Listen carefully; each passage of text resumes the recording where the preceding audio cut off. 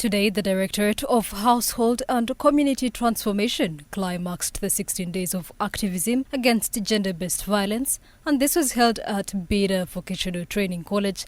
This started with a march led by the brass band.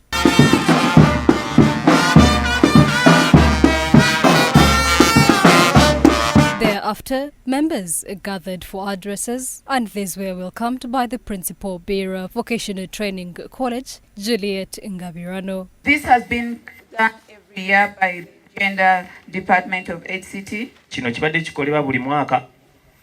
But this time we are honored to pass on the information to the entire community. So we welcome all the people who have responded to the call.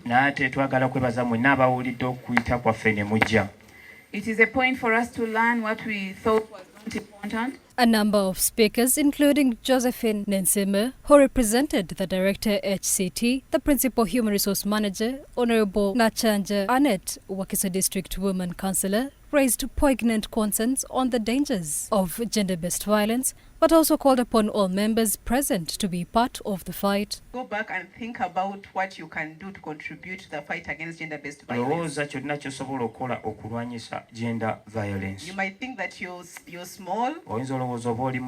You might think that you don't have any contribution. But also let me remind you that every one of us, they call it what? Cadence.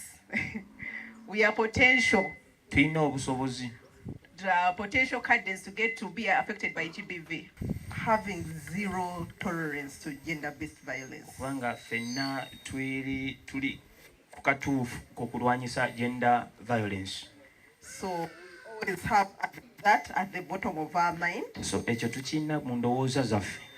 we don't advocate or tolerate any kind of violence. As we conclude these days of activism, it doesn't end today. Let us be more vigilant. We have only one life. If it goes, it goes. There is no second chance.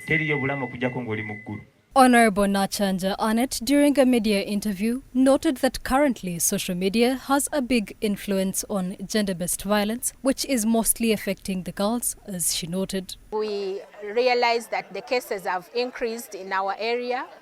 We, as leaders, need to know the law applicable, and as we exercise that, we also need to take keen interest in the forms in which domestic violence is manifesting today. And I mentioned specifically cyber harassment.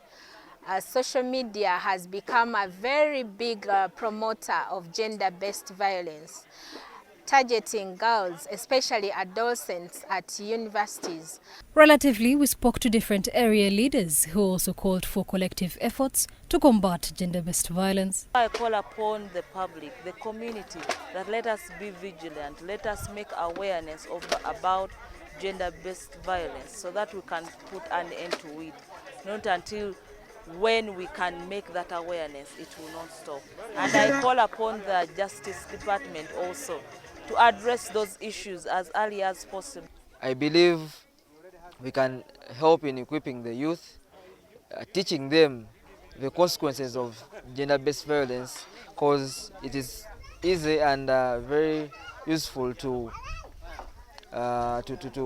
educate and teach these people the challenges and the consequences of what the violence could bring to them, how it could affect their lives, so that at least it's better to avoid it than engaging into it. In fighting gender violence, we need to collaborate with the perpetrators.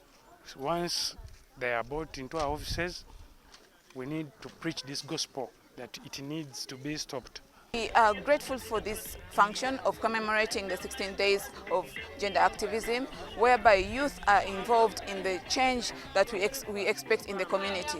On top of the skills that we train at Bbira Vocational Training College, the youth have been empowered. Dennis Ogwang, the program officer in charge of gender and social justice at the province, gave insights about the 16 days of activism and called for partnership with Church of Uganda to increase the fight against gender-based violence. This 16 days of activism is a day when we reflect, it's the international day when we reflect on the different forms of gender-based violence, but also we air out our voices and advocate for a gender violence-free community. Let's partner together with the Church of Uganda and ensure we amplify the voice of the voiceless as far as the fighting of gender-based violence is concerned. The church is having an open hand, and so you're most welcome that we partner together with the Directorate of Household and Community Transformation so that we air out the issues that affect the community for the development of our community.